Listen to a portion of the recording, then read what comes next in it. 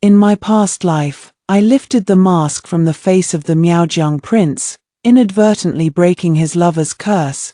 This forced him to marry me, but after the wedding, I learned that the one he truly loved was my closest friend. That day, he waited at the bridgehead, hoping for Ji Lingsu to come and remove his mask. So when Ji Lingsu fell ill, he did not hesitate to use me to cultivate the Ji, drawing my blood daily to make medicine for her. The one I should have married is Susu. Who told you to snatch my mask first? This is what you owe her. These hurtful words, I remembered for a lifetime. So, in this new life, when Wu Mingjiao fell into my arms with the jostling crowd, I stepped aside. In his astonished gaze, I pushed Ji Lingsu right in front of him. I returned to the lantern festival of my past life. I strolled alongside the noble ladies. Amidst the dazzling glow of the lanterns, the young hostage from Miaojiang, Wu Mingjiao, stood at the head of the bridge, anxiously waiting for someone. The youth in black robes, adorned with silver ornaments, drew many gazes with the Azura mask on his face. Upon seeing me, his gaze turned dark and deep.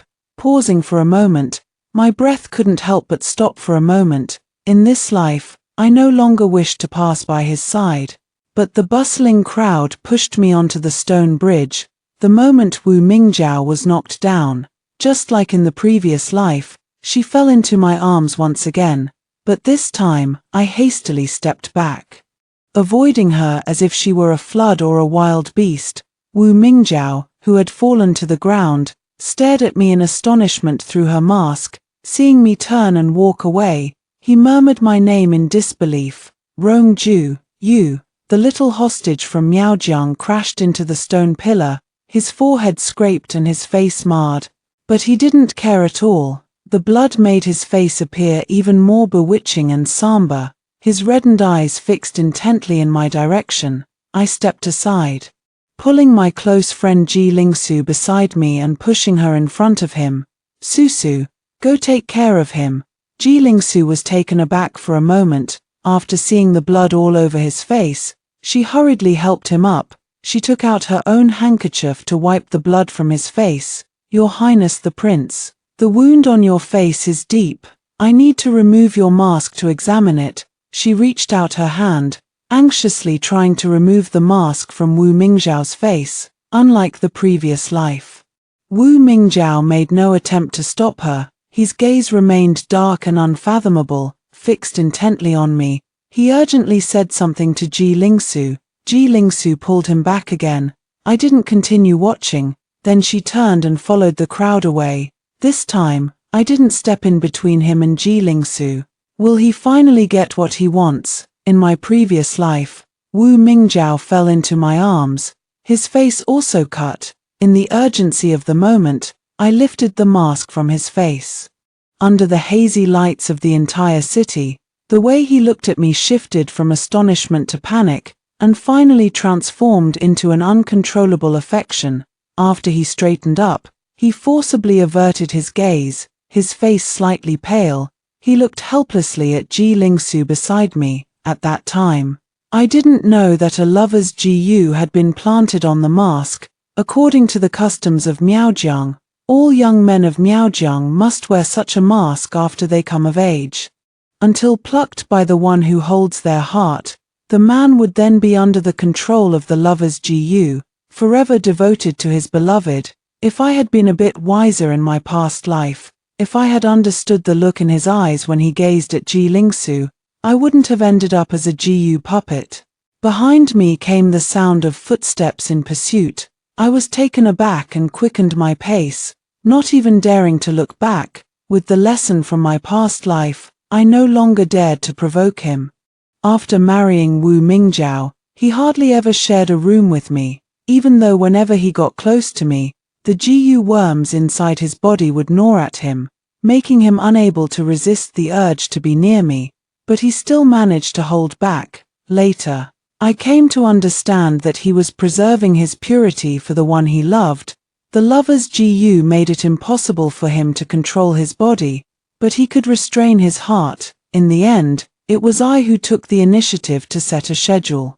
Agreeing to share a bed on the 15th of each month, he remained silent, as if having endured for a long time, before coldly agreeing, "I'll do as you say." In the 3rd year of their marriage, Ji Lingsu contracted a strange illness. He began to deceive me into eating the Gu insects, using my body to cultivate them. Every day that followed was filled with unbearable agony. Wu Mingjiao locked me in a pitch-dark room, forbidding me from stepping outside or seeing anyone, including my own parents. But that wasn't enough. Every day, he would come on time to personally drain my blood. That kind of pain repeated itself day after day. Thick, overlapping scars grew on my wrist. In the end, I was the first to go mad, to regret. I no longer cooperated with his bloodletting, breaking down in tears, pressing a dagger to my throat, demanding to divorce him. Looking at the mess all over the floor, Wu Mingjiao stood frozen in place, his fingertips trembling slightly beneath his dark sleeves before he suddenly clenched them tight. His cool, beautiful eyes met mine. "If you hadn't been the first to tear off my mask, why would I have married you, and missed out on Susu? All of this is just what you owe her, what you deserve to suffer. If there were a chance to start over, I beg you to stay far away from me, and it would be best if we never met again." Every word he uttered was like a poisoned nail, hammered mercilessly into my heart. That memory is something I dare not even recall. Thankfully, in this life, it wasn't me who tore off his mask. I have nothing to do with him anymore. Not long after the Lantern Festival had passed, as in my previous life, a plague broke out in the northwest. I entered the imperial palace, carrying the prescription that the imperial physicians had developed in my past life, and knelt before the emperor. "I am willing to go to the northwest to stop the spread of the plague and share your majesty's worries. This prescription can suppress the plague and save the lives of countless people." The same day, the emperor personally decreed that I should follow the army to the northwest. He pointed at the young general of the Song family. "Song Beimu, you must protect Miss Rong and escort her safely to the northwest. If anything happens to her, I will hold you accountable." The young general in military attire, kneeling before the emperor, swore with his life, "I will spare no effort, even at the cost of my own life, to protect her." Stepping out of the palace, scattered flakes of snow drifted down outside. This journey leads north. When I return, it might already be half a year later. Thinking back to my past life, in half a year, I would have already married Wu Mingjiao. Wu Mingjiao and I didn't start off hating each other to the bone, either. Not long after I removed his lover's curse, he would also come to the mansion every day to watch over me, bringing me all sorts of strange and exotic trinkets that could only be found in Miaojiang. He would bring the little Gu insects he raised to show me. I once said I wanted to see them dance. He then commanded the Gu insects to flutter and dance around me, soaring up and down. The boy's pitch-black eyes sparkled, the love within them so thick it made my cheeks burn. He would also climb up the wall. In the night, he would play a meow folk tune for me, one that speaks of love to a sweetheart. On the day of our wedding, Ji Lingsu came to attend my wedding. Wu Mingjiao stared at her with a pale face, unable to look away for a long time. It was as if he remembered everything. He remembered who his beloved truly was. From that day on, Wu Mingjiao grew colder toward me with each passing day, until I was tormented by the Gu insects to the point of exhaustion, coughing up blood and dying in his arms. As I came back to my senses, an oil paper umbrella appeared above my head, shielding me from all the wind and snow. I looked at the person beside me in surprise. Song Beimu tilted the umbrella toward me, his armored shoulders dusted with a light layer of snow. "General Song, I'm fine. You don't need to escort me." The corners of his eyes crinkled, the intimidating aura gone, revealing a pair of sharp, pointed canine teeth. "Your Majesty, allow me to stay by your side and protect you at all times. How dare I disobey the imperial decree? Miss Rong, from now on, my life is in your hands." He escorted me back to the entrance of my residence and pressed that oil paper umbrella into my hand. In 3 days, I will lead the troops to the northwest. The northwest is bitterly cold, and as a young woman, your constitution is delicate. Remember to prepare well and bring plenty of warm clothing. I was momentarily dazed, then managed a faint smile and nodded. Thank you for your concern, General Song. By the time I walked back, a gust of wind chilled the tip of my nose red and made my eyes sting. Inappropriately, I thought of my past life. After the wedding, Wu Mingjiao seemed like a different person, very restrained in his closeness to me, and spoke very little with me. No matter where I went, he never asked a single question. Once, I was ill for a long time, yet he never showed up. Only when he returned, pale-faced and haggard, did he hurriedly give me the medicine. It was from a servant's slip of the tongue that I learned that during the days of my illness, Ji Lingsu had also fallen ill. Wu Mingjiao had stayed by her side. Yet I could never compare to the one who truly held his heart. By the time I finished packing for my journey to the northwest, the final day had arrived.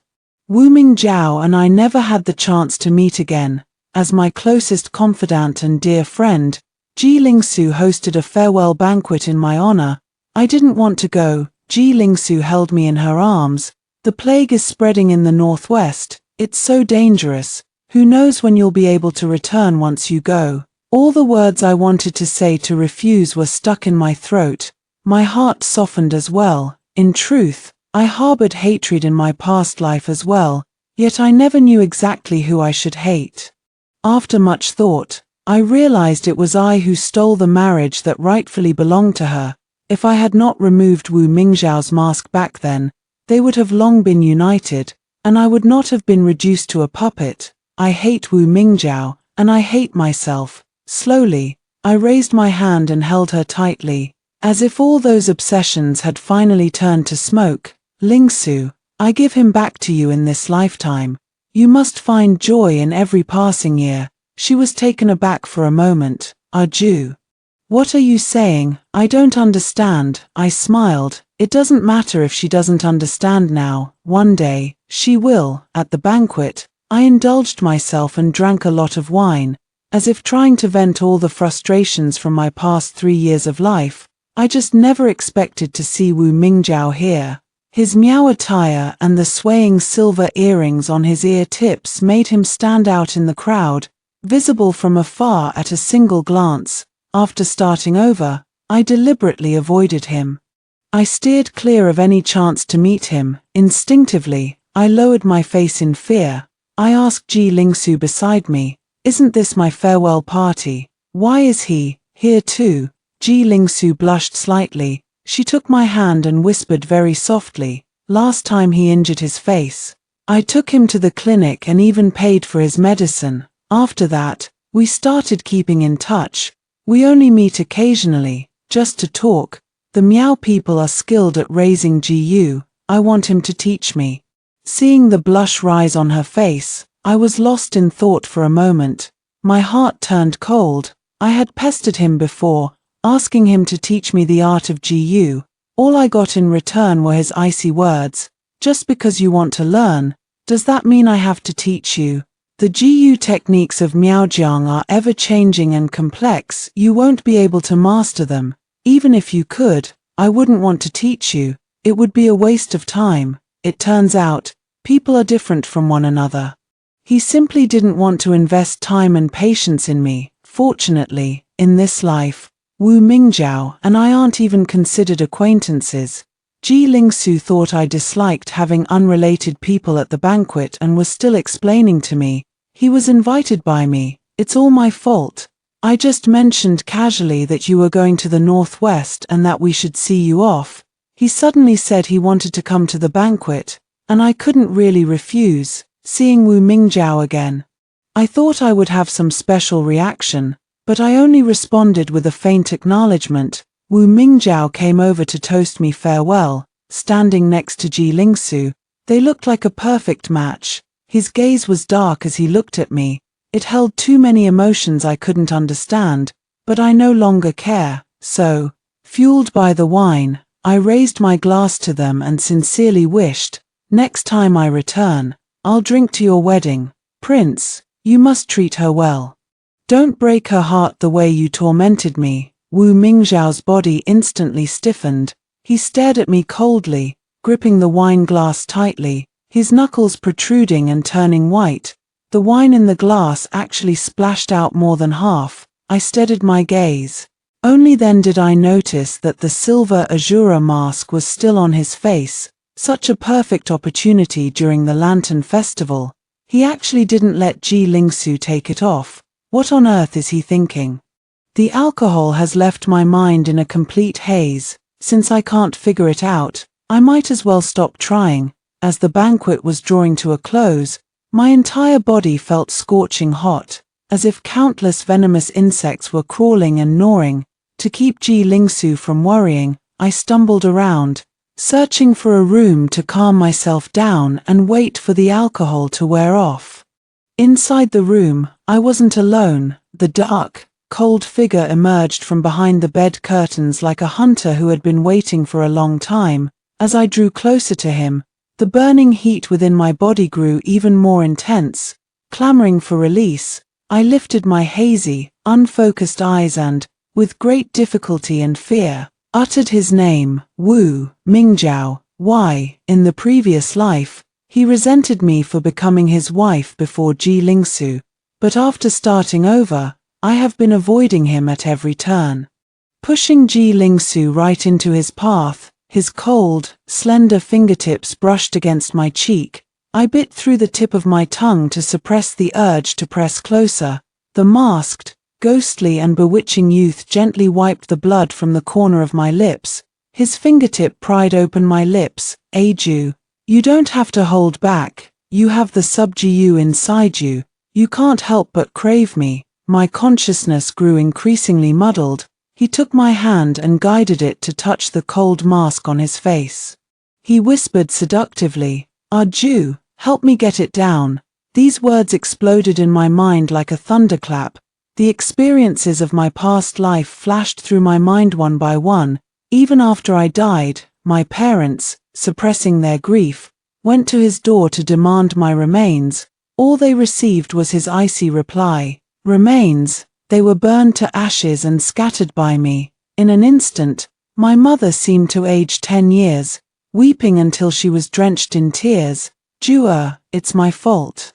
I shouldn't have agreed to this marriage back then, believing he would treat you well, only to push you into a pit of fire. In this new life, Jua, you must keep your eyes open. Don't end up with your bones scattered and lost again." Wu Mingzhao watched coldly as my parents hunched over, ultimately having no choice but to leave together. At night, he gently stroked my urn, his gaze dark and heavy. "I won't hand you over to anyone, Rongju. Even in death, you can only remain by my side." My soul, not yet fully dispersed, trembled deeply with a chill. Only then did I realize how gravely mistaken I had been, having provoked a being I should never have crossed. Not even death could grant me peace. My fingers touched the cold Azura mask on his face. As if shocked by electricity, I jerked my hand away. Even though the child Jiu in my body yearned for him intensely, I still came to my senses.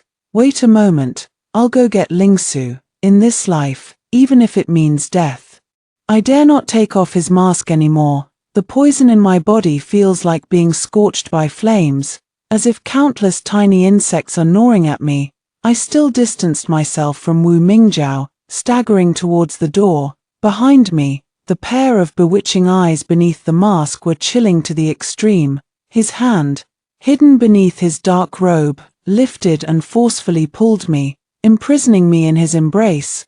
I lifted my gaze in a daze, meeting those eyes that had once hated me to the bone in a past life, now filled with both anger and frustration, holding back until the corners of his eyes flushed red. "Rongju, why are you avoiding me? I told you to take off my mask, not someone else. Don't push me away to others." His voice trembled with a fragile vulnerability. I froze in his embrace. Thinking I must have misheard, he said it himself. If given another chance, I would stay far away from him, and it would be best if we never met. I did it. His eyes reddened again. Still don't get it. I've fallen for you, Arju. I want to marry you, to be with you for a lifetime. He seemed afraid of scaring me. He bent down, his tall frame towering over mine. He actively brought his masked face close to mine. His voice was low and husky, seductively explaining to me, "There's a love potion on the mask. Once you take it off, I will love only you for the rest of my life." No, I felt a chill run through my body, trembling uncontrollably. Countless nights, he left me alone in an empty room. Even the only time we shared a bed on the 15th day of the month was something I had to beg for. His body could not help but submit to me, yet his heart was never with me. If Ji Lingsu were ever in trouble, he would endure the backlash of the lover's curse without hesitation and rush to her side, leaving me behind. I won't take it off. I don't know when it started, but tears were streaming down my face. Wu Mingjiao looked at my tear-streaked face. His gaze both flustered and coldly somber, and he fell silent. "So afraid of me, have I ever done anything to hurt you?" he asked me with a self-mocking, light laugh. "That was a matter of a past life. But I know what will happen next. He will regret it, he will hate me, and he will use me to raise a GU for Ji Lingsu. That kind of pain, experiencing it once in a lifetime is enough. The one you love isn't me, it's Ji Lingsu. Don't get it wrong again," I said to him softly. My voice choked with tears. Wu Mingjiao suddenly held me tightly in his arms, lips pressed tightly together. His dark gaze seemed to shatter. His voice was hoarse. "No, it was never her. Good Aju, take off my mask. This time I won't." His fingers firmly grasped mine, slowly guiding them toward his mask. With just a little more pressure, the lover's curse mask on his face would be torn off by me once again. "Your Highness the Prince, do you enjoy making things difficult for others so much?" A lazy, amused voice rang out. Song Beimu, with a blade of grass between his teeth, leaned lazily against the doorframe. Under Wu Mingjiao's icy, hostile gaze, he gripped my shoulder. With his other arm, he pulled me close to his side. "My apologies for the offense, Prince. I am under orders to ensure her safety. Until the epidemic in the Northwest is under control, Miss Rong must not suffer the slightest harm." He pulled me along all the way out of the tavern. I held on for the entire journey. The GU worms inside my body flared up, and I could no longer hold on, collapsing to the ground. Just before I lost consciousness, someone was quicker to steady me. Waking up again, I boarded the carriage heading north. There was another person in the carriage, dressed in military attire, sitting quietly beside me. Only when he noticed I had awakened did he open his eyes.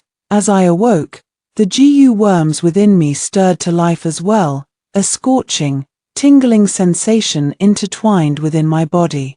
For anyone else, it would have been unbearable even for a moment, but I had once been imprisoned by Wu Mingjiao in a forbidden chamber, where I spent a year as a GU vessel. I've experienced even more terrifying GU poison outbreaks, so I can still endure calmly. It's just that my face is paler than usual. If you're suffering, why didn't you say anything? The journey to the Northwest is long.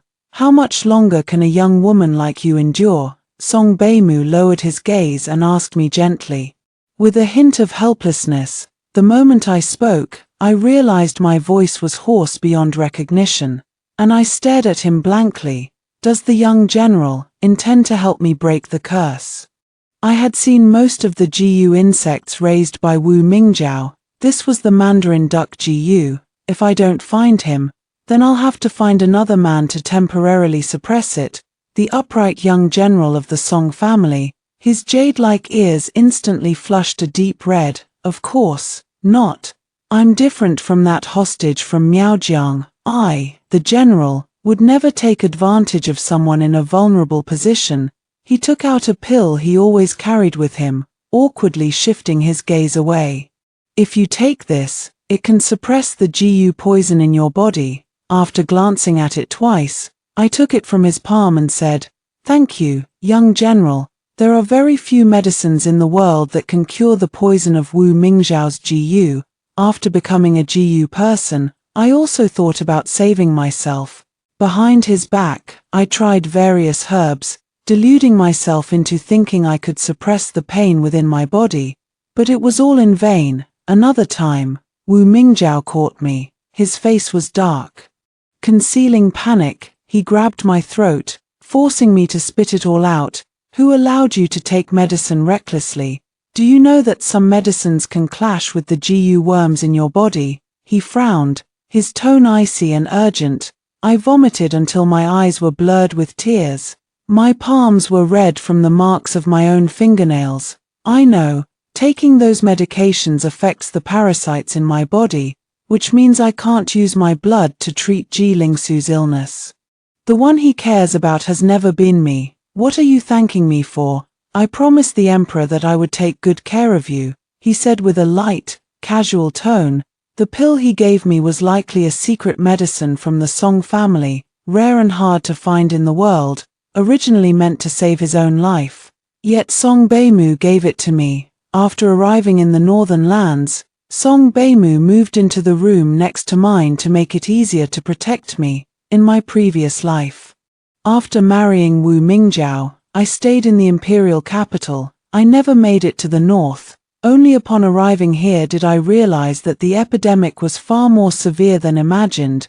More than half of the people were infected, coughing up blood. After arriving here, I had long since put behind me the grudges and entanglements with Wu Mingzhao. Every day was so busy that my feet barely touched the ground. Following the prescription, I searched for medicinal herbs that could cure the epidemic. There are several types of herbs that have already run out in the city. It was Song Beimu who accompanied me into the mountains to search for them. Once, a heavy fog descended upon the mountains. I slipped and fell down a slope. Song Beimu in front didn't hesitate and jumped down after me. I had sprained my ankle and couldn't move. He took off his cloak, draped it over me, and carried me on his back through the mountain path all night. Unable to move, I lay on his shoulder. His shoulders were broad and steady, and beneath his military uniform, his body temperature felt warmer than that of an ordinary person. I couldn't help but recall my past life. Had I ever been this close to Wu Mingzhao before? Not even once. Whenever Ji Lingsu appeared, his gaze would linger on her. Lost in thought as he watched her, I was separated from the crowd, lost an embroidered shoe, sprained my ankle, and couldn't move. I could only crouch on the bustling street. Waiting for him to remember me, waiting for him to come find me. Wu Mingzhao didn't take long to arrive, but to me, it felt like an unbearably long and utterly hopeless time. I cried and threw a tantrum, saying I didn't want to marry him anymore. A flicker of panic flashed in his eyes. His tone cold and rigid as he told me to stop making a scene. He would never agree. That day, Wu Mingzhao did not carry me back either. He found sedan bearers and watched as I got into the sedan chair. Looking back now, I still think Wu Mingzhao was a very strange person. He avoids all closeness with me, maintaining a cold distance, his heart set on someone else, yet unwilling to divorce me. I leaned on Song Beimu's shoulder, drowsy and struggling to stay awake as I spoke to him. The young general didn't have to jump down. He could have waited until dawn to send someone to rescue me. I thought, if it were Wu Mingzhao instead, even though we are already husband and wife, he would still leave me behind. What nonsense are you talking about? In the night, his voice was as low as the sound of a zither. How could I possibly leave you alone in the mountains, facing the pitch-black mountains alone?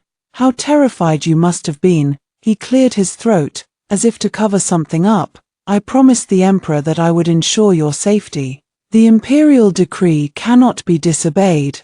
After gathering all the medicinal herbs, I began setting up a large pot to distribute medicinal soup to the people in the north. Song Beimu carried a sword and was responsible for maintaining order. It was originally thought that, following the prescription from the previous life, the epidemic could be quickly brought under control. After bowls of medicinal soup were given to the patients, There was still no sign of improvement. Could it be that the prescription circulated in the palace in the previous life was flawed? Those infected with the plague died one after another.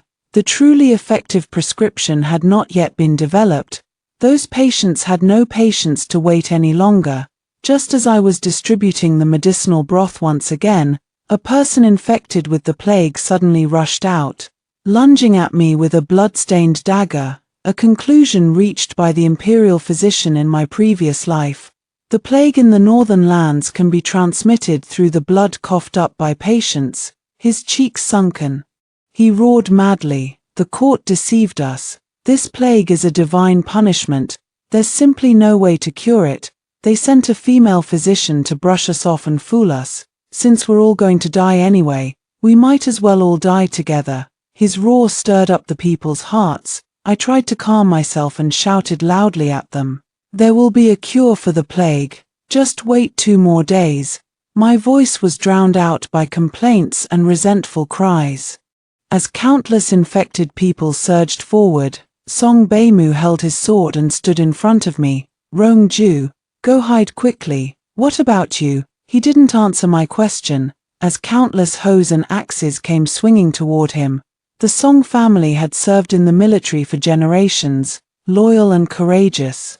Song Beimu could not bring himself to strike the common people, only using his sword to parry and defend, but there were simply too many people rushing forward. Soon, blood was drawn on his body. It wasn't until the authorities dispatched troops that the situation was brought under control. I hid behind the stove where the medicine was being brewed. Song Beimu, worried that those people might discover me, stood in front of the stove. Even though he was covered in blood, he didn't step aside. When he was taken back to his residence, he was still unconscious. He had several wounds on his body. It was impossible to tell whether the bloodstains on his body were his own or those of the patients. The officials, fearing they might contract the plague, hurriedly left after delivering Song Beimu. Before leaving, they offered an apologetic smile. "Please trouble Miss Rong to take care of the general for a few days." I nodded in agreement. To be honest, it was because of me that Song Beimu suffered such severe injuries. After the others had left, I fetched hot water and removed the armor that had fused with his flesh and blood. Using a damp cloth, I wiped away the bloodstains from his body.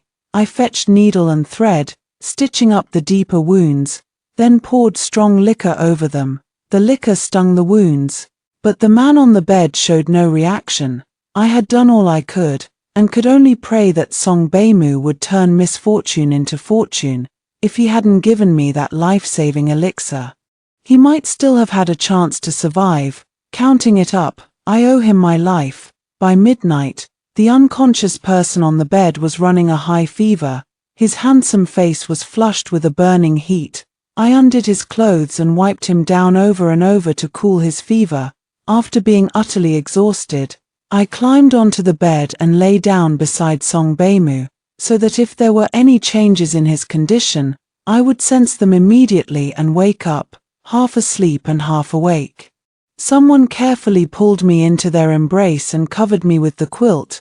Waking up again, I was under the same blanket with Song Beimu. I was still in his arms, completely unclothed. Instantly, I was jolted awake by fear. Song Beimu also woke up, his starry eyes gazing at me with a hint of a smile. "You've seen all of me, shouldn't you take responsibility for me?" I froze beside him, my face turned pale. The past life memories I wanted to forget resurfaced. Because I had unintentionally removed Wu Mingzhao's mask, according to Miao customs, he had to marry me. So I've gambled away my entire life. I was dazed, biting my lip tightly, trembling all over from fear. Song Beimu panicked. "Rong-ju, what's wrong with you? You're so pale. Are you feeling unwell somewhere?" He tried to get up, forgetting he was covered in wounds, and fell back in pain. "Did I scare you?" I forced a smile. "It's not your fault. I just remembered some unpleasant memories." "Sorry, General Song, it was an emergency, so I had to undo your clothes." Song Beimu's gaze was fixed intently on me. He let out a sigh of relief, returning to his usual casual demeanor, and deliberately tried to make me laugh. "Don't be scared, I was just saying it." I also let out a after that. Song Beimu and I tacitly never brought up the matter again. After he woke up, he didn't contract the plague and had others come to take care of him. I spent almost the entire day inside the house. My father is the chief physician of the Imperial Hospital, so I know quite a bit about pharmacology. That prescription is problematic. We must develop an effective prescription as soon as possible. Winter arrives early in the northern lands, after a heavy snowfall. The world was left with nothing but a vast expanse of white. I never expected to see that figure in Miaojiang black robes amidst the pure white snow. The cold wind stirred the silver ornaments on Wu Mingjiao, producing a crisp, clinking sound. I didn't want to bother with him. He stood motionless outside for an entire day, until his entire body froze stiff and he collapsed in the snow. Only then did I grit my teeth and, with no other choice, bring him back to my room. He was a hostage sent from Miaojiang. If something goes wrong, it will lead to chaos. In this lifetime, I have long since drawn a clear line between him and me. If it weren't for the sake of the common people, I wouldn't have bothered with him at all. After waking up, Wu Mingzhao's pitch-black eyes beneath the mask immediately locked onto me. He called out to me, trembling with emotion, "A Jew, I knew you wouldn't abandon me." I didn't look up, continuing to write the prescription in my hand. "If the hostage is fine, please return.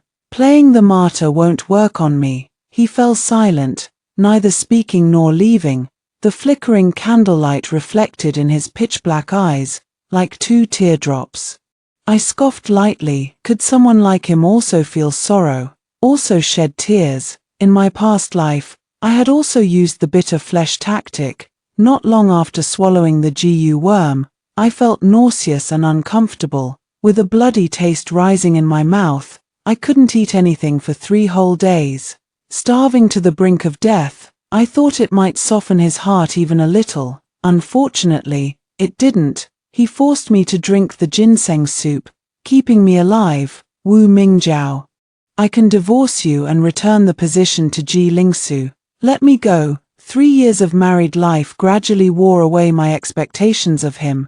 His gaze swept over me, coldly fixed on my pale, gaunt face. A flicker of heartache flashed in his eyes, so fleeting it seemed like an illusion. My plea was met with an even colder tone in his voice. "If I let you go, what about Susu? Where am I supposed to find a second GU master to cure her? Those insects, you'll eat them whether you want to or not." I went mad, cursing him, telling him I hated him. I wished him a miserable death. His impossibly beautiful face only showed a faint, mocking smile. "Rong Ju, your greatest mistake in this life was meeting me and removing my mask. So even if we hate each other, we are bound together." Wu Mingjiao coughed weakly, picking up the prescription papers I had thrown on the ground. After understanding what I was doing, he pleaded softly, "Don't drive me away. Let me be your test subject for medicine." A volunteer offering to test the medicine, why refuse what comes for free? I brewed bowl after bowl of bitter, foul-tasting medicinal soups with uncertain effects, watching coldly as he drank them down. Just as in our past life, when he used me as a vessel for his poisons, I felt no sympathy or pity for him. Several times, the medicine misfired, and he vomited uncontrollably, even bringing up blood. Once again, I brought a bowl of medicinal soup and set it before him. "Will you drink it? I don't keep useless people here. If you won't drink, then get out." His lips were purple, his eyelashes trembling faintly as he pleaded with me. "I won't leave, I can keep drinking." I used Wu Mingjiao to test the medicine. Gradually, I figured out the medicinal properties and formulated a treatment for the epidemic. After sending someone to deliver it, Wu Mingjiao had accumulated too many medicinal toxins in his body. His breath was faint, and he lay unconscious in the chair. The correct prescription quickly took effect. The epidemic was alleviated, and many patients gradually recovered. But Wu Mingjiao still did not wake up. On his slender, pale neck, the blood vessels showed an abnormal purple hue, like those eerie flowers and vines from Miaojiang. I had no intention of saving him. It's just as well that he dies here. He owed me this. I never asked him to become a medicine man, did I? A victory banquet was held in the northern city. Vibrant fireworks bloomed over the white snow. With the epidemic resolved, Song Beimu and I, both recovered from our injuries, were ready to return. After the banquet, Song Beimu found me and congratulated me with a smile. Miss Song, a doctor's heart is benevolent, and your skilled hands bring the dying back to life. The success in controlling the northern epidemic is all thanks to you. I smiled and raised my glass to toast with him. Only after drinking until he was a bit tipsy did Song Beimu bring up Wu Mingjiao.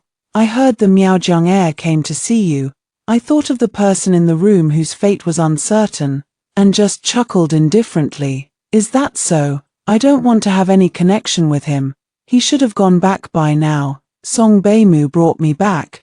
The room was shrouded in darkness, and I was about to light the lamp. Someone was holding me tightly from behind. I froze. Moonlight filtered through the snow on the ground, illuminating the cold mask on his face. I sneered, "Your Highness, the hostage is truly blessed with a long life. Is it pleasant to be a medicine man?" His breath came and went softly by my ear. He spoke weakly and hoarsely. "It's been so long. Can you stop hating me? Arju, take off the mask on my face, will you, from now on?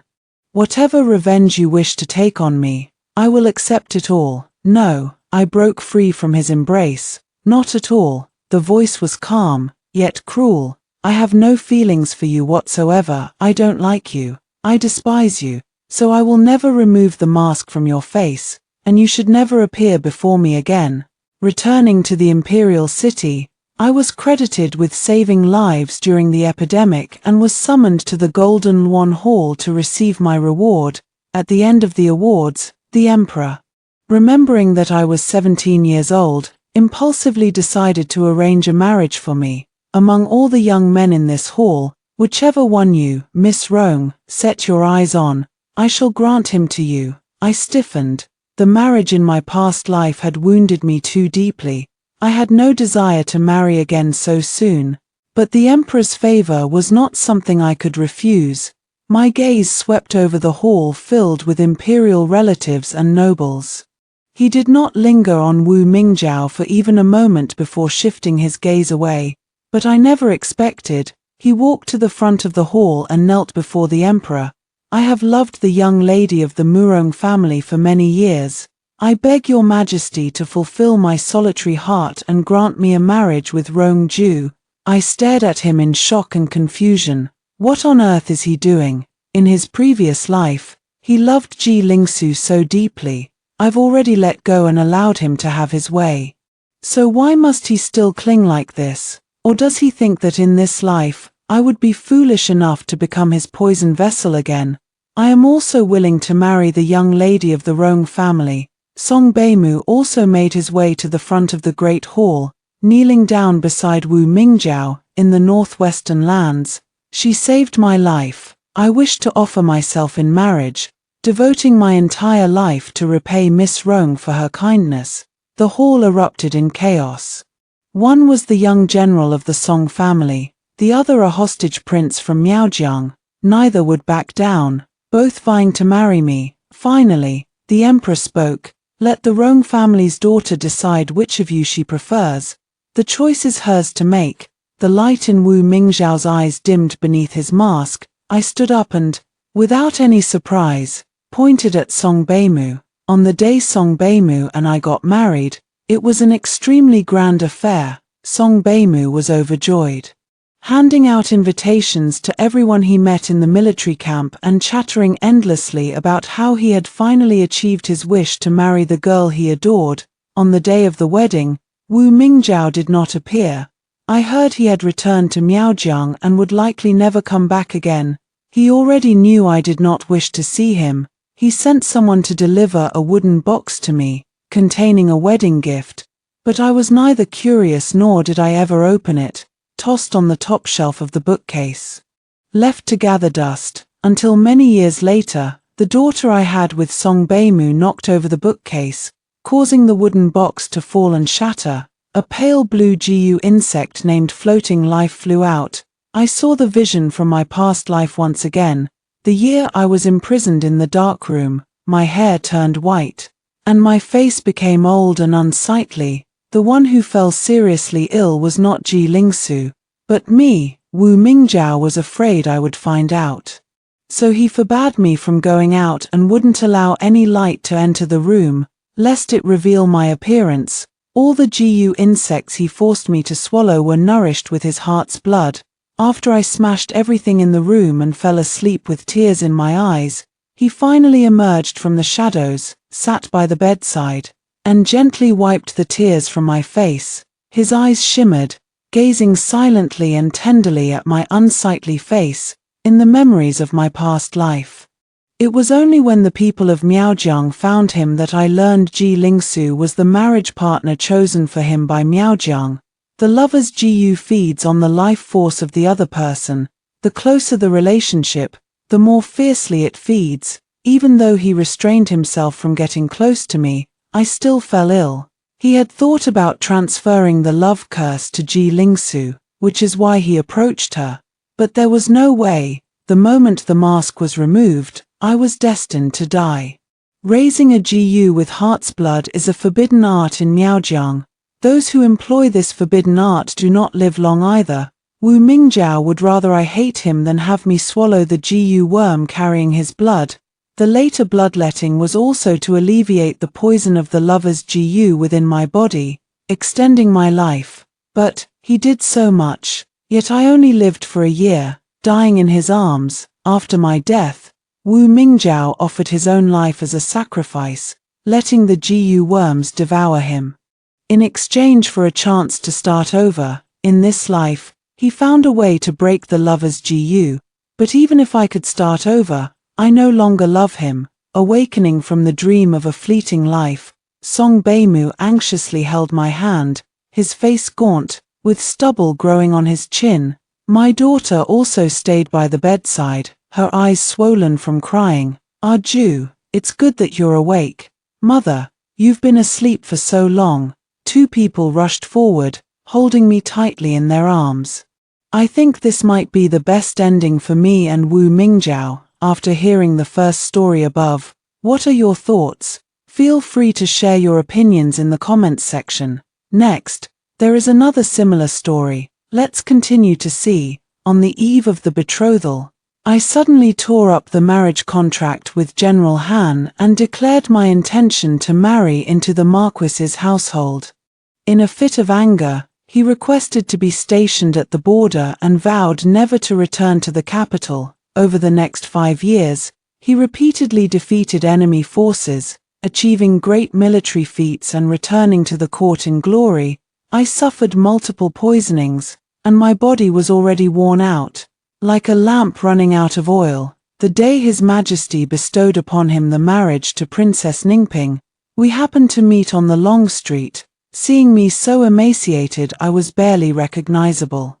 He sneered. After 5 years apart, the Prime Minister's daughter seems to have fallen on such hard times she can't even afford a meal. I instinctively pulled my cloak tighter, covering the poison marks that were gradually spreading across my neck. "Thank you for your concern, General. I just have a poor appetite." The general snorted coldly and turned his gaze away, as if he had seen something he despised. "My wedding to the princess is approaching, and we still lack a maid of sufficient status to attend to her makeup. Why don't you take on this duty?" I gently shook my head. I am but a humble person of little fortune, and dare not disturb the joyous occasion of the princess and the general's wedding. With that, I took my maid's hand and turned to leave. The moment I stepped through the mansion gate, I could no longer hold on and, after vomiting a mouthful of blood, I fell unconscious. When I woke up, I saw my mother's eyes, red from crying. Once again, unconsciously, this scene had repeated itself for 5 years. She gently brushed aside the stray hairs at my temples, then took the freshly brewed medicine from the maid's hands. Ran, drink the medicine first. That bowl of pitch-black medicine reflected my haggard face. As if mocking my incompetence, I weakly shook my head. In an instant, the poison marks on my neck seemed to come alive. What followed was a pain that felt like needles pricking all over my body.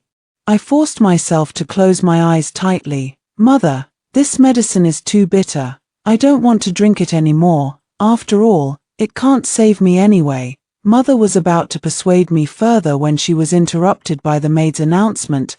It turned out that Han Sheng's mother had arrived unexpectedly. After 5 years apart, she carried herself with even more grandeur than before. When she saw me, the smile on her face did not reach her eyes, seeing me looking haggard and sick in bed. She took out a handkerchief to cover her nose and mouth. Mother frowned and asked, "What brings Madame Han here today?" Only then did she suddenly realize and say, Miss Shen's sickly appearance startled me so much that I nearly forgot the real reason for my visit. I came out of concern for the friendship our families once shared. To kindly remind Miss Shen that times have changed, my son Sheng has already secured a marriage arrangement with the princess. Now, Sheng and the princess are deeply in love. She looked me over and added, Miss Shen, even if it's just as a concubine, don't harbor any more illusions. Madame Han, Mother interrupted her, standing up angrily. I quickly tugged at her sleeve, signaling her not to act. I forced a light-hearted smile, suppressing the metallic taste of blood in my throat, and tried to keep my voice steady as I said, Rest assured, Madame Han, as the legitimate daughter of the Prime Minister's household, I would never stoop to becoming someone's concubine. Only after receiving my promise did Madame Han finally leave with satisfaction. It was a stark contrast to the angry, sleeve-fluttering departure she made from my family's doorstep years ago, when I broke off the engagement and Han Sheng requested an imperial decree to leave the capital. I suppose this time, she must have finally gotten her wish. After she left, my mother held me, her heart aching as she couldn't stop her tears from falling. 5 years ago, I accidentally fell victim to a deadly poison known as Thousand Mechanisms powder, a toxin for which there is no cure once contracted.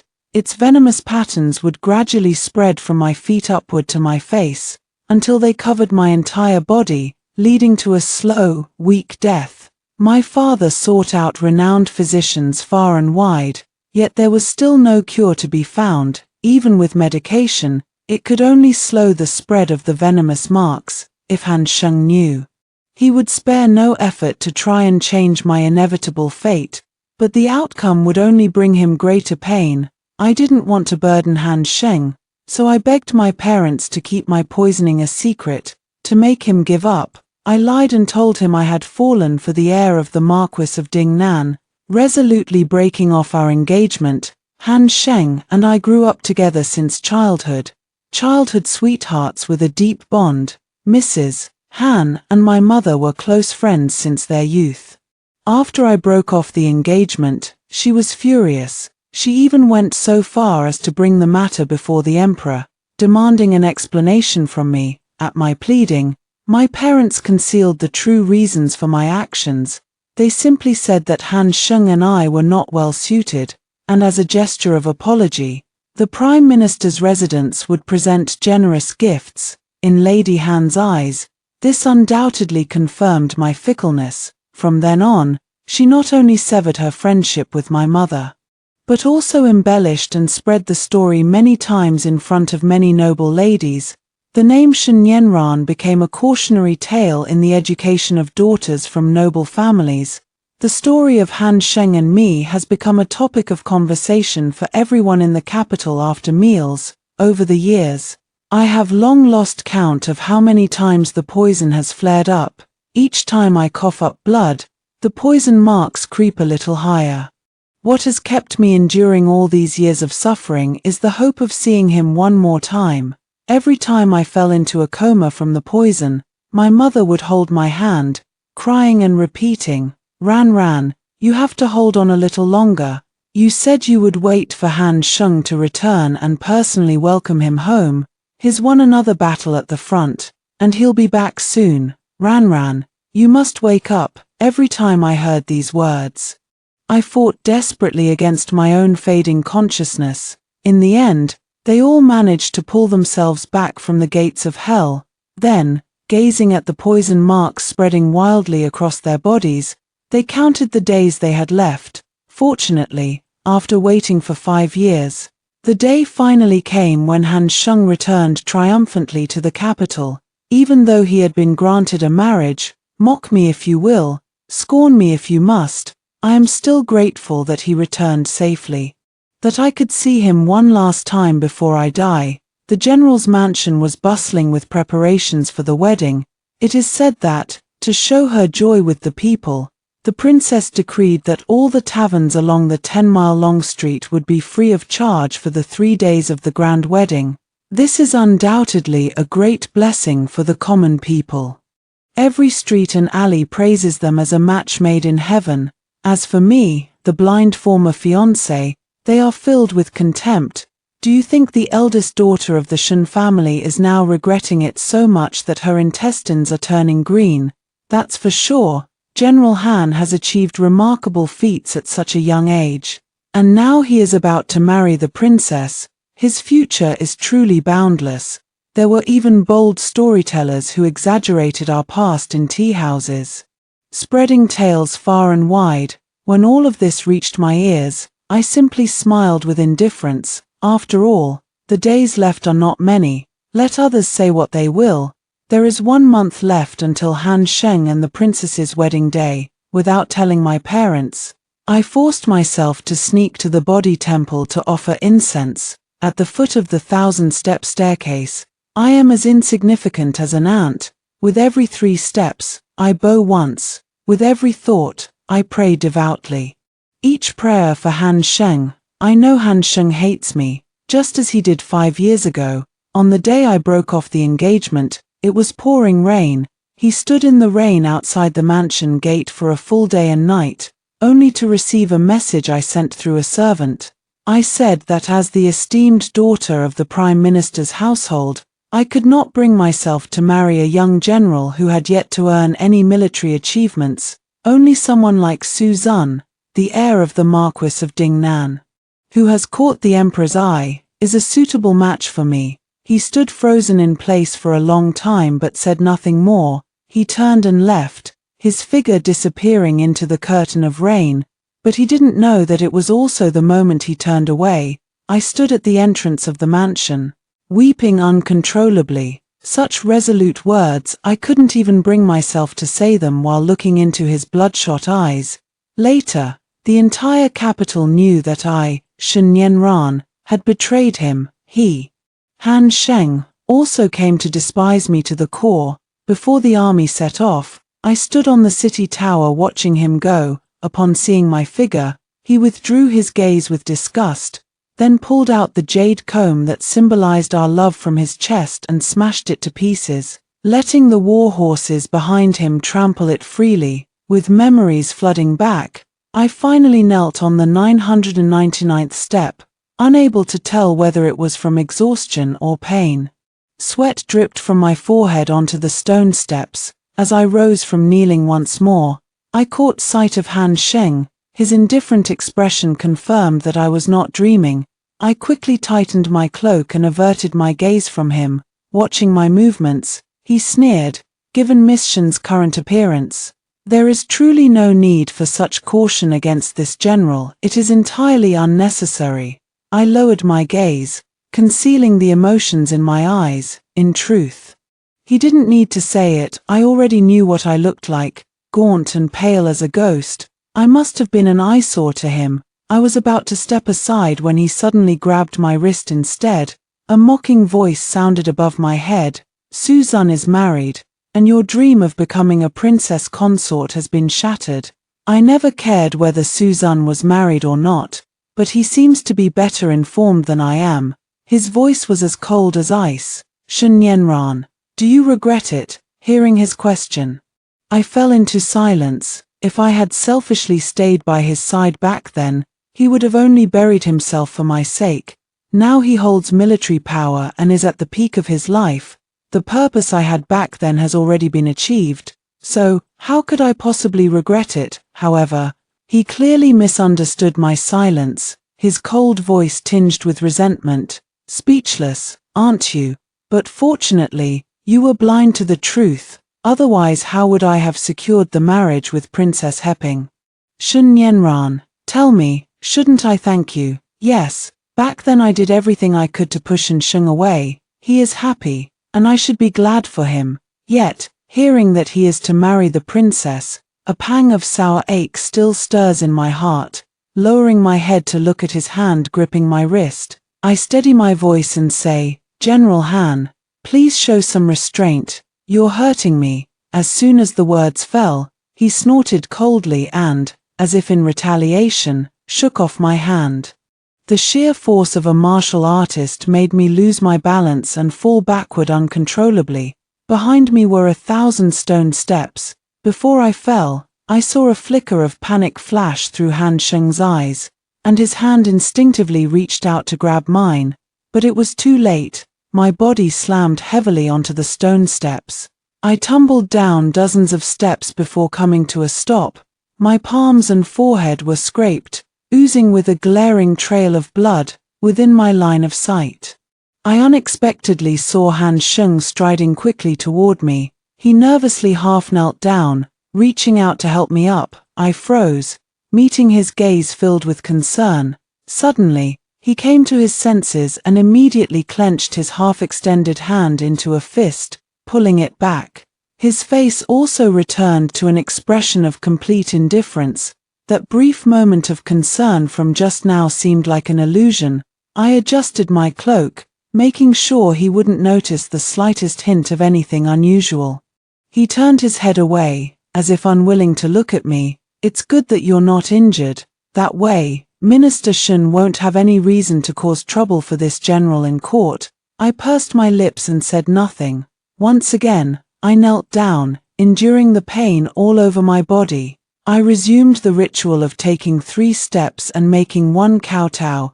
Climbing back up the steps I had rolled down, Han Sheng looked at my stubbornness, and for some reason, a surge of anger rose within him.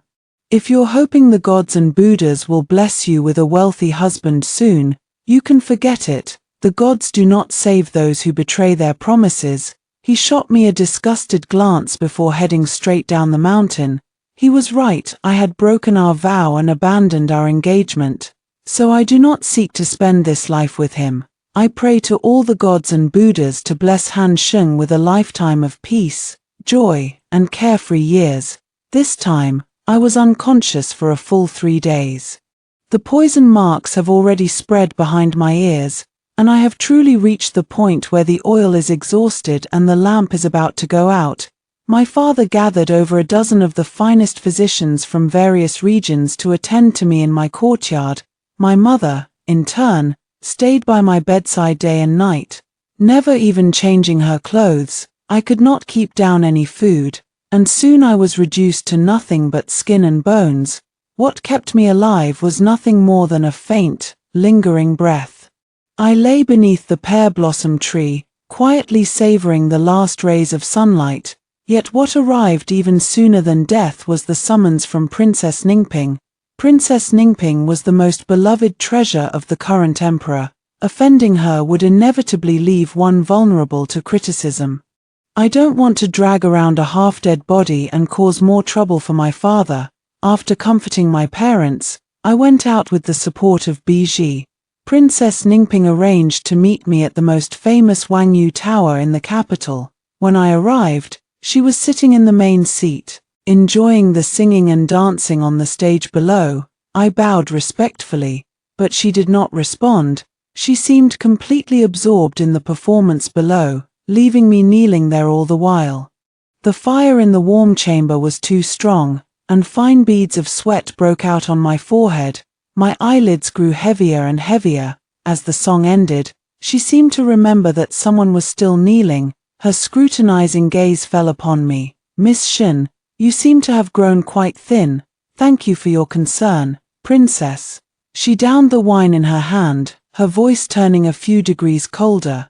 "Does Miss Shen know that I and General Han are about to be married? Your Highness, I am aware." I replied truthfully. I heard that Miss Shen and General Han grew up together and were once engaged. The tone of this sentence is too probing, carrying a barely perceptible hint of displeasure. I quickly prostrated myself on the ground. "Your Highness, the marriage arrangement between this humble subject and General Han has long been annulled. I beg you, Miss Shen." "Why are you so flustered?" she interrupted me. "This princess does not care about your previous engagement, after all. The matter of Miss Shen's fickleness has already caused quite a stir and is known to all. This princess believes General Han will likely never forget the sorry state he was in back then." She toyed with the wine glass in her hand, speaking somewhat absent-mindedly. "What I care about is the feelings you once shared." She emphasized the last two words. "Many people knew about my relationship with Han Sheng. From childhood, I was certain that I would only marry him in this lifetime. He also said that in this lifetime, he would marry no one but me. And now," I clenched the fabric at my sleeve and spoke against my heart, "it was just the ignorance of a child. Please do not take it seriously, Princess." Upon hearing this, Princess Ningping suddenly burst into laughter. Her laughter exaggerated and piercing. After a long while, she spoke toward the screen. "General Han, you heard everything, didn't you?" My heart sank, plummeting to the depths. Han Sheng emerged from behind the screen, his face dark and gloomy. Princess Ningping watched the scene unfold with a look of amusement, her gaze shifting between the two of us. She said, "Han Sheng, I truly never imagined that your childhood sweetheart could be so ruthless." Han Sheng stood beside me, his fists clenched tightly. I could even hear the sound of his bones creaking. If not for reason holding him back, I have no doubt he would have strangled me on the spot. He said, "Your Highness is wise. What Miss Shen said is correct. It was just a child's playful words, not to be taken seriously. This general only regrets having mistaken a fisheye for a pearl all these years, wasting so much time." His words were like a needle, piercing my heart without warning. So he truly hates me to this extent. I tried hard to hold back the tears in my eyes, forcing out a somewhat unnatural smile. "I wish the princess and the general 100 years of harmony and many children to bring blessings." After saying these words, I completely lost all my strength. Just as I was about to take my leave, Princess Ningping spoke again. "I've heard too many dry, empty blessings. Is Miss Shen so insincere?" I frowned almost imperceptibly, unsure of what she meant. Princess Ningping appeared to ponder for a moment before saying, "I've heard that Miss Shen is skilled in dance. Why not perform a piece to celebrate my union with General Han?" Her request was truly absurd, not to mention that this is not a grand palace banquet, and it would be improper for a lady of noble birth to dance here like a courtesan. Just considering my own condition, I can barely walk properly, let alone dance. I shook my head hastily. "Your Highness, I am unwell and truly unfit to offend your eyes with my performance." The next moment, clang, a golden cup crashed to the ground before me. "How dare you be so insolent before this princess?" Her gaze shifted to Han Sheng's face. "General Han, what do you think?" I could feel Han Sheng's eyes fixed upon me. Disgust, disdain, impatience, they felt like knives, wanting to flay me alive. He spoke coldly. "The princess asking you to dance is an honor. Don't be ungrateful." I lowered my gaze, fixing my eyes on my clasped hands. In my youth, whether I was right or wrong, Han Sheng always took my side. Now, with my encouragement, he has finally shown favor to someone else. Isn't this exactly what I wanted to see? So why does my heart feel as heavy as if a massive stone were pressing down on it? With a pale face, I knelt upright and said, "Your Highness, I truly feel unwell. Please forgive my indisposition." Han Sheng snorted coldly and sneered, "Miss Shen, aren't you always the type to flatter the powerful and trample on the weak? How is it that even a princess can't command you now?" seeing my silence. Han Sheng said angrily, "Shen Yanran, you must dance today." With those words, he grabbed my cloak and yanked it off forcefully. I screamed at the top of my lungs, "Don't!" But it was already too late. As the cloak was forcefully pulled open, the black venomous patterns covering my neck were completely exposed to the air. In an instant, Han Sheng widened his eyes, staring fixedly at my somewhat terrifying neck. The entire person froze in place. This scene happened to be witnessed by my parents, who had rushed over out of concern for me. For the first time, my father lost his composure in front of others. Disregarding the princess's presence, he slapped Han Sheng hard across the face. "Ran has been poisoned and is so weak, yet you still dare to bully her. I will definitely take this matter to the Golden Hall and demand justice for my daughter." With that, my father quickly picked me up and hurried back. As we were leaving, I heard Han Sheng say, "By any means necessary, fine." In his heart, it's just as well that I'm seen as a woman who will stop at nothing. When I was brought back to the Prime Minister's residence, the poison marks began to crawl up my face at a visible speed.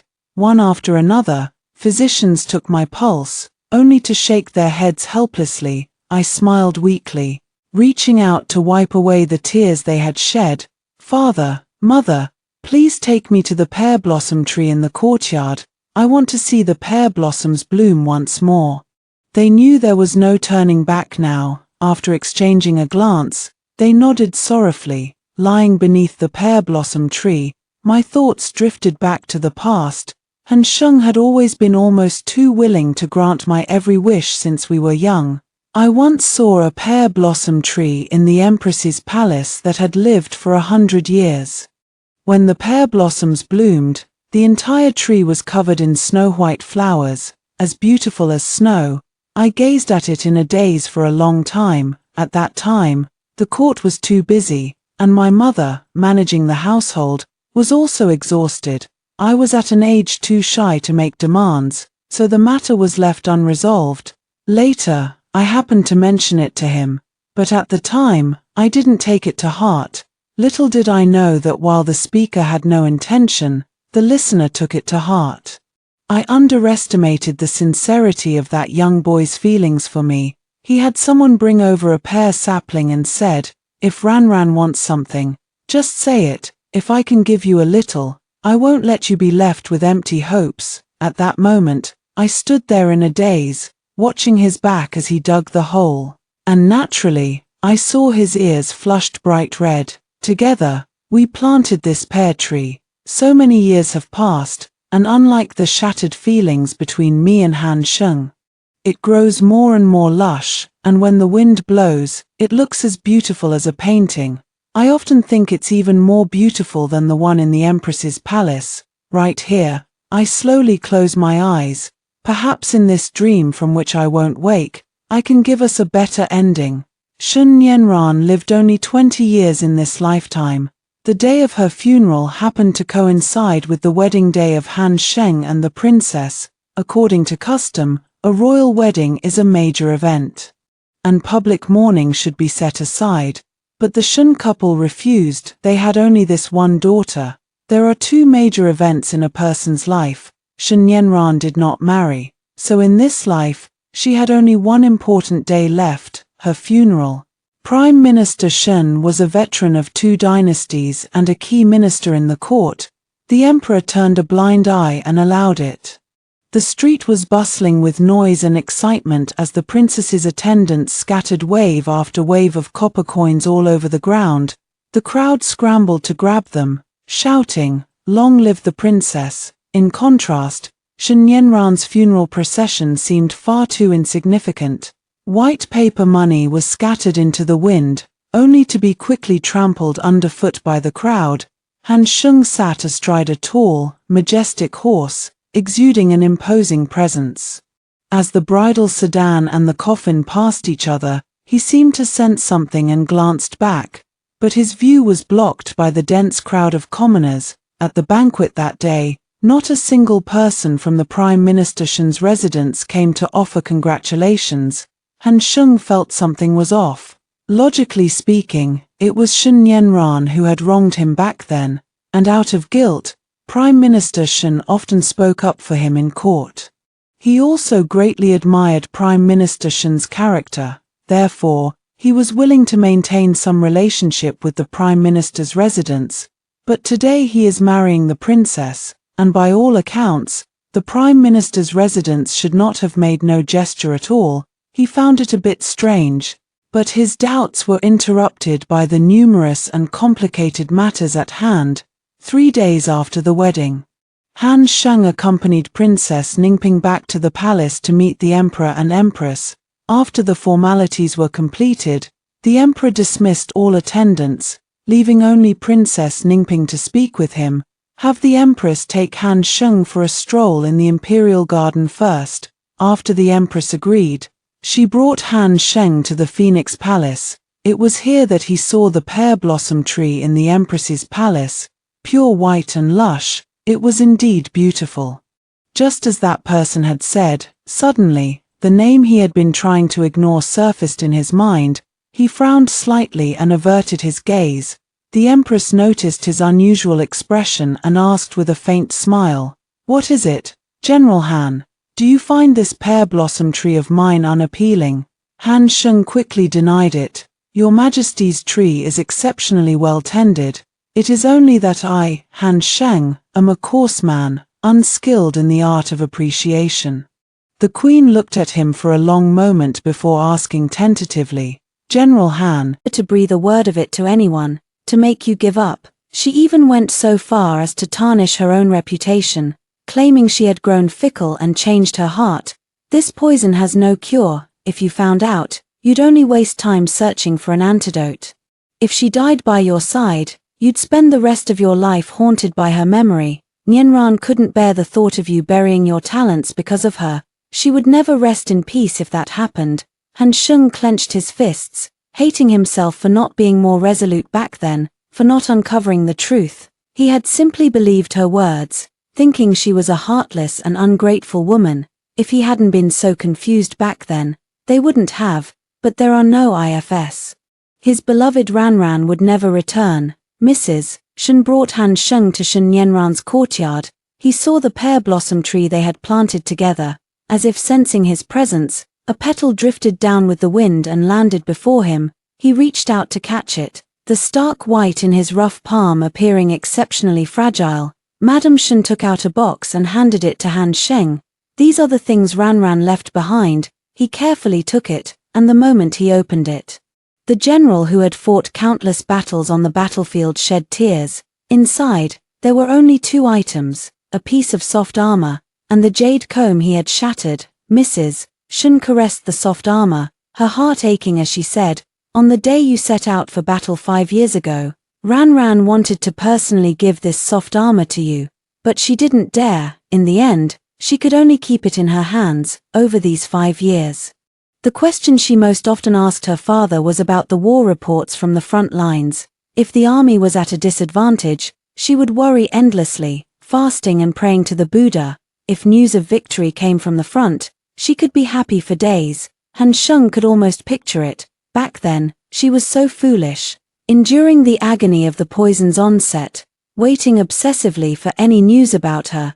That jade comb, their token of love, was shattered into pieces right before her eyes by him. He could imagine that after the army left, she would have picked up the broken pieces of the jade comb with a handkerchief, then sat under the oil lamp, carefully mending it.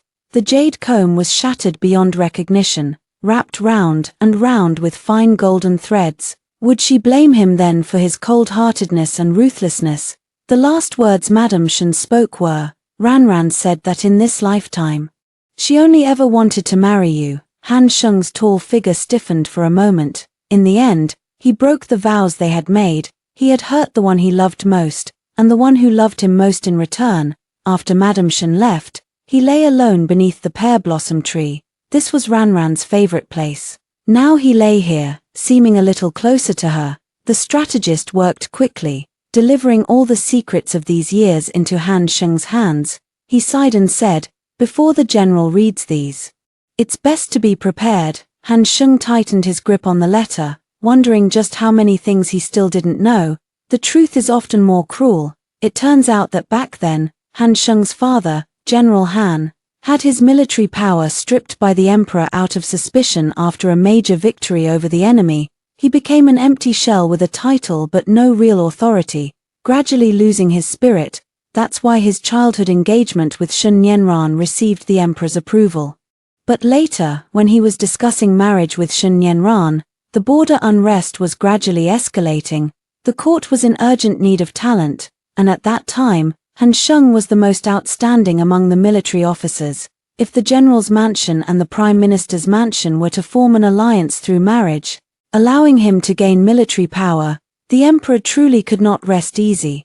To prevent the dragon throne from becoming unstable and the world changing hands, he must find a way to satisfy both sides, ensuring the two families cannot marry, so he can use Han Sheng with peace of mind. Thus, he set his sights on Sun Yanran. To an emperor, she was merely a woman. If she died, he left no room for maneuver, directly administering the 1000 mechanism powder. But he never expected that Sun Yanran was not deeply poisoned and did not die immediately, just as he was considering whether to strike again. An unexpected piece of good news came from outside the palace. Sun Yanran wanted to break off the engagement. The well-informed emperor immediately understood what was happening, so he granted her heartfelt wish. He gave Han Sheng real power. Han Sheng did not disappoint, frequently sending news of victories and defeating the enemy forces. The emperor then married Princess Ningping, who had always been devoted to Han Sheng. To him, all that remained was for Princess Ningping to find an opportunity to steal the military tally before the crime of the general's mansion could be prosecuted. From beginning to end, everyone was merely a tool of the emperor. After reading all the evidence, Han Sheng's eyes nearly burst with rage, and he suddenly vomited a mouthful of blood. He avoided the hand of his strategist trying to support him, staring at the black ink on white paper now stained with blood. Everything had been destroyed by the very sovereign he had sworn loyalty to. His Ranran, only 15 years old, had been counted as a piece in this game of chess. She clearly knew nothing at all. Han Sheng returned to his residence like a walking corpse. Just as he reached the study door, he heard rustling sounds. As expected, it was Princess Ningping. Seeing Han Sheng enter, she tried to find an excuse to defend herself, but Han Sheng immediately seized her by the neck. His voice was as cold as ice. Does the princess know that stealing the military tally is a capital offense? Princess Ningping, choked by his grip, struggled to breathe and kept trying to pry his hand away. But how could she resist? In no time, her face turned a deep, suffused red from lack of air. Han Sheng took out a porcelain bottle, which contained the 1000 mechanisms powder he had asked the military strategist to find. He forcefully pried open Princess Ningping's mouth and poured half of it down. He spoke softly. "Why don't you guess, princess, who the other half of this 1000 mechanism powder is for?" Only then did Princess Ningping realize what she had just been forced to swallow. She desperately clawed at her own throat, trying to vomit it out. Unfortunately, it was too late, and everything was in vain. She shouted at Han Sheng, "If you dare to poison me and my father, you will be killing your wife and your sovereign." As soon as the words fell, Han Sheng reached out and lifted her up. "You really know the whole truth. You are your father's accomplice." Ningping knew that everything had been exposed. She began to show weakness. "Han Sheng, I am your wife. How can you hurt me because of an outsider? Look, I'll go back to the palace and persuade my father not to take away your military power. Okay, let's be together properly, and you can still be the general with real authority." Her plea for mercy did not earn a shred of pity from Han Sheng. He pushed her to the ground in disgust, then he had her taken to the dungeon to await death. She should also suffer the agony of being slowly eroded. Han Sheng has rebelled. With military power in hand and the support of Minister Shen, he stormed into the Golden Yuan Hall in one fell swoop. Han Sheng looked at him, the anger in his chest no longer controllable. He placed the blade of his sword against the emperor's neck, and the emperor, stroking the dragon throne, uttered his final words.